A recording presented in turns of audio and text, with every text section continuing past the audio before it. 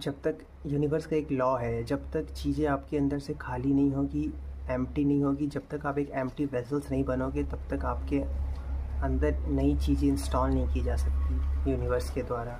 इसलिए यूनिवर्स का ये प्रोसेस ही है कि पहले वो आपको पूरी तरीके से खाली करता है, आपको ज़ीरो स्टेट पे लाता है। ज़ीरो स्टेट का मतलब इस जर्नी में ये होता है कि आपके करंट पोजीशन, करंट सिचुएशन में जितनी भी चीज़ें हैं उन सब को आपसे दूर कर दिया जाता है, हटा दिया जाता है। इसलिए नहीं कि वो सब कुछ बुरा हो रहा है, इसलिए कि कुछ अब सच में अच्छा होने वाला है। क्योंकि जब तक वो थे आपके ज़िंदगी में, तब तक आपकी लाइफ में इंच का भी चेंज नहीं आ रहा था, क्योंकि वो सब आपको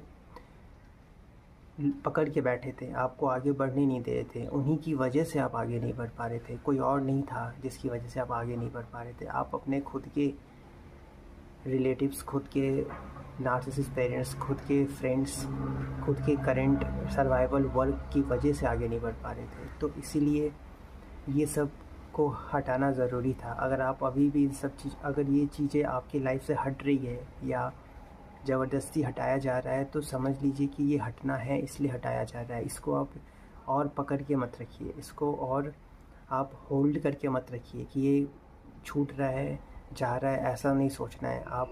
हमें ऐसा थॉट आता है कि ये सब क्यों हमारे हाथ से छूटता जा रहा है, ये तो बुरा हो रहा है, लेकिन वो बुरा नहीं हो रहा है, वो क्लीन किया जा रहा है, वो क्लीन करने का पार्ट है।